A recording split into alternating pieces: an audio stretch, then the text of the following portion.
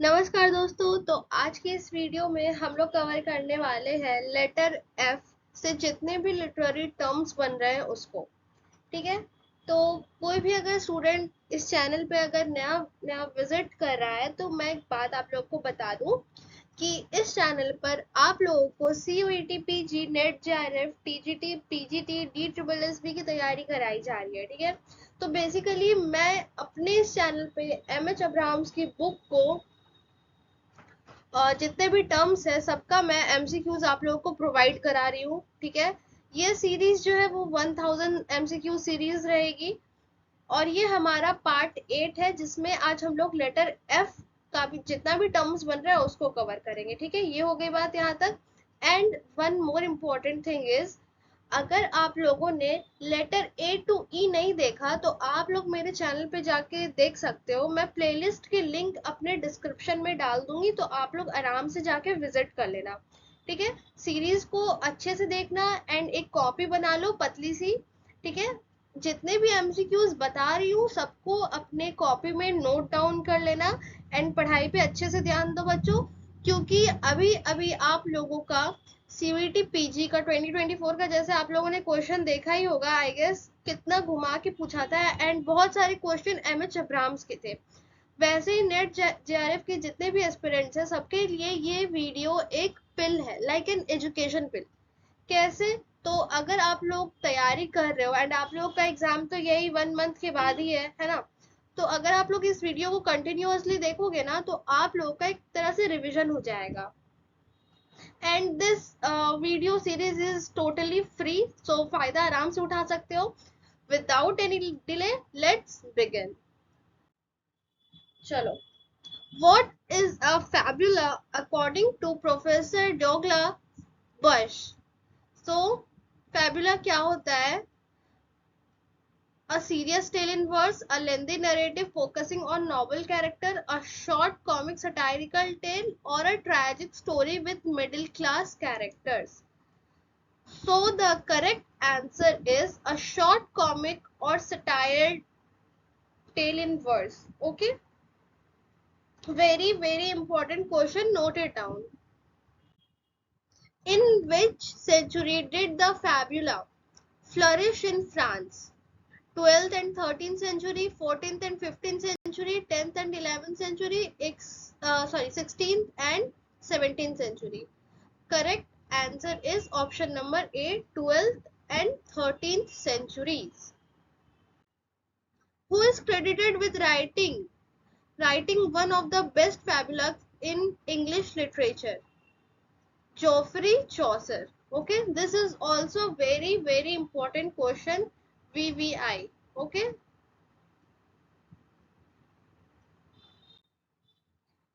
Which work by Chaucer is considered one of the best fabulas? The Miller's Tale. This is also very important CUET के लिए भी and net के लिए भी। आप लोग को एक बात बता दूं, जो अभी CUET PG का जैसा क्वेश्चन चल रहा है ना, लाइक नेट वालों का जैसा क्वेश्चन चल रहा है वैसे CUET PG वालों का भी NTA उसी लेवल पे पूछ रहा है। 2024 का जो पेपर था बहुत टफ था 2023 के मुकाबले, है ना। तो अगर आप लोग को JNU में एडमिशन चाहिए स्टूडेंट्स, तो बच्चा आप लोगों को ना मेहनत करनी होगी। ठीक है। एकदम डीप स्टडी करनी होगी और बहुत मेहनत की जरूरत है। कंपटीशन ऐसे भी बहुत बढ़ रहा है। चलिए नेक्स्ट देखते हैं। According to most critics, after Coleridge, how do they tend to differentiate between fancy and imagination? Correct answer is option number D. Fancy produces lesser, lighter, humorous poetry, while imagination produces higher and more serious poetry, according to S.T. Coleridge. Okay. आप लोगों को comment में ये बताना है ST Coleridge ने fancy and imagination की बात अपने किस वर्क में की थी और उनका वो वर्क कब पब्लिश हुआ था। ठीक है। ये क्वेश्चन आप लोगों का होमवर्क है, कमेंट में कमेंट करके बताना। In Coleridge's view, what distinguishes imagination from fancy? Option number C. Imagination dissolve fixed sites and definites to create new wholes. Option number C is correct. Next. How does Coleridge describe the function of fancy in his theory of poetry? Option number C. Fancy is a mechanical process resembling sensory images. According to Samuel Taylor Coleridge, what is the key distinction between fancy and imagination? Fancy reorders sensory images while imagination creates new wholes. What is the central idea behind Simone de Beauvoir the Second Sex? Simone de Beauvoir का the Second Sex का central idea क्या है? So cultural identification of women as other to men. ठीक है, ये इसका correct answer है option number D. और मैं आप लोगों को बता दूं CUET PG 2024 में ना फेमिनिज्म का टॉपिक बहुत आया था, उससे क्वेश्चन बना था। ठीक है, तो उसमें जनरली पूछा ही गया था कि इस वर्क का थीम क्या है, ऐसे ऐसे करके कि कौन से राइटर, मुझे एक्चुअल में एकदम याद नहीं आ रहा है, बट मैं अपनी दूसरी वीडियो में आप लोगों को जरूर बताऊंगी कि वो क्वेश्चन क्या था। एंड वन मोर थिंग, ये जो टॉपिक है ये फेमिनिज्म का है। ठीक है, ये क्वेश्चन जो है ये बना हुआ है, ये फेमिनिज्म के टर्म से मैंने ये सारे क्वेश्चंस बनाए हैं, आने वाले अभी जो आपको क्वेश्चंस मिलेंगे। तो ये जो फेमिनिज्म का टॉपिक है ना, ये अभी बहुत ज्यादा चर्चे में है एंड आप लोगों को इसको एकदम अच्छे से कवर कर लेना है। ठीक है, क्योंकि क्वेश्चंस बनेंगे, नेट के भी एस्पिरेंट जो भी है बच्चा, आप लोग ना एकदम अच्छे से इसको कवर कर लेना, पढ़ लेना। इसके जितने भी फेज है, आई थिंक 3 फेज है फेमिनिज्म के, तो वो सब आप लोग एकदम अच्छे से पढ़ लेना, क्योंकि क्वेश्चंस बनेंगे। ये बहुत इंपॉर्टेंट टॉपिक है एंड बहुत ज्यादा अभी सुर्खियों में है एंड चर्चे में है। मैं आप लोग को बता दूं कि यहाँ पे जो सिमोन दी बुआ का जो सेकेंड सेक्स है, यहाँ पे सेक्स का मीनिंग है, सेकेंड सेक्स का मीनिंग है women.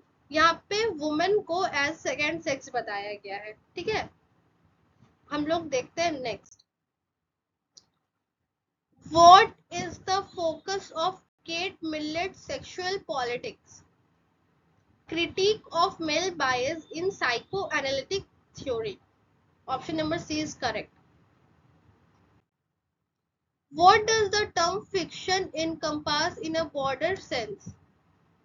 Broader sense, I'm so sorry. Any literary narrative invented by author. Next. According to I.A. Richards, what characterizes fiction as a form of language? Pseudo statements that are justified by their effects.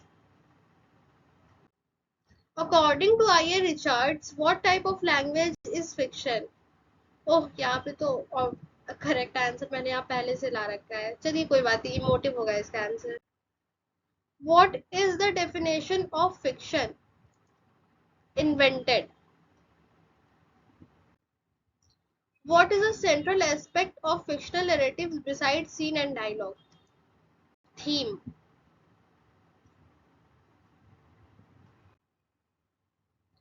What is often required of readers when engaging with fiction? Suspension. Fiction often interacts with readers. All of the above. यानी कि emotions भी, imaginations भी, belief भी. What is figurative language primarily concerned with? Effect. What is the term figure of thought? Trope. In simile, what word is often used to indicate as a comparison? Very very very very easy question. Answer is as. हम लोग simile में अगर comparison करते हैं तो फिर हम लोग as और like का यूज करते हैं। बच्चों बच्चों को पता है ये चीज, क्लास 6 या 8 हम लोग पढ़ते आ रहे हैं ना। What term describe the subject which a metaphorical term is applied? Tenor. Which figure of speech uses a part to signify the whole? Synecdoche. What was the primary perspective towards art before the 18th century? Maker. What caused shift in perspective toward art in 18th century?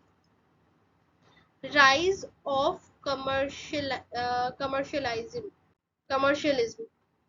What did Immanuel Kant define the normative judgment of works of art? Pure contemplation. What is folklore primarily transmitted by? Speech.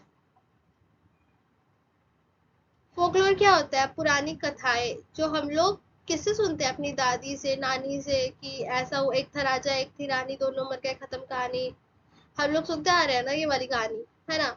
मैंने एक example दिया। तो वैसे ही हम लोग बहुत जो पुराने पुराने जो हम लोग कथाएं गीत जो भी हम लोग सुनते आते हैं उसको बोलते हैं फोकलोर। ठीक है, और वो कैसे आता है? वो स्पीच से ट्रांसमिट होता है। जैसे कि मुझे मेरी दादी ने बताया, मैं अब अपने ग्रैंड चिल्ड्रंस को बताऊंगी, फिर वो अपने ग्रैंड चिल्ड्रंस को बताएंगे, फिर वो किसी और को बताएंगे, फिर वो ऐसे ऐसे ऐसे ऐसे करके ये जो है ये चलता जाएगा, चलता ही जाएगा। ठीक है, so this is transmitted through speech. Next, which of the following is not an example of folklore? Of course novel, है ना? What is not a form of folklore mentioned in the text? Science fiction. What is an example of folklore used in literature? So the correct answer is Shakespearean plays. What is the characteristic of a folktale? Unknown authorship. इसका जो authorship जो रहता है ना वो unknown रहता है, क्योंकि हम लोग कुछ कुछ कहानियां जो है वो सुनते रहते हैं अपनी दादी नानी से। लाइक कुछ भी, जैसे कि हम लोग अगर पूछने के लिए जाएंगे उनसे कि ये कहानी किसने लिखी है दादी जी, तो वो बोलेंगे बेटा मुझे नहीं पता, मुझे मेरी दादी ने बताई है ये कहानी, है ना? सो ऐसे ही फोकटेल का जो क्या बोलेंगे उसको, हाँ, प्रथा है वो चलते आ रहा है। ठीक है, और आप लोगों को इसको जस्ट एकदम ऐसे अपने दिमाग में फिट कर लेना है जैसे कोई बहुत ही आसान सी चीज हो, है ना? ऐसे भी बहुत इजी सा कॉन्सेप्ट है ये फॉकटेल, किसी को भी समझ में आ जाएगा। आई गेस आप लोग को वीडियो समझ में आ रही होगी। अगर कुछ भी गलती हो रही होगी लाइक प्रोनाउंसिएशन में एंड कहीं पे भी, तो प्लीज मुझे बताइएगा एंड माफ भी कर दीजिएगा please. Which book is mentioned as a standard catalog of recurrent motifs in folktales? So the correct answer is Motive Index of Folk Literature. Okay. सो यहाँ पे जो मेरी वीडियो है वो खत्म होती है। अब नेक्स्ट वीडियो में मैं लेटर एफ का पार्ट 2 लेके आऊंगी, क्योंकि अभी लेटर एफ से बहुत सारे जो टर्म्स है वो बचे हुए हैं एंड मुझे उसको कवर कराना है आप लोगों के लिए। हम लोग लेटर जी तक पूरा करेंगे, है ना? तो तब तक के लिए स्टे ट्यून। एंड हाँ, एक और बात, अगर लाइक सब्सक्राइब शेयर नहीं किया है तो प्लीज कर देना, क्योंकि आप लोग वीडियो देख के चले जाते हो, लाइक सब्सक्राइब नहीं करते हो, तो प्लीज सब्सक्राइब कर दो, लाइक कर दो एंड अपने बाकी सारे दोस्तों के साथ शेयर भी कर दो। तब तक के लिए bye and all the best for my NET aspirants. आप लोग का एग्जाम बहुत अच्छा जाए, जल्दी जल्दी आप लोग सब प्रोफेसर बन जाओ एंड या बाय बाय।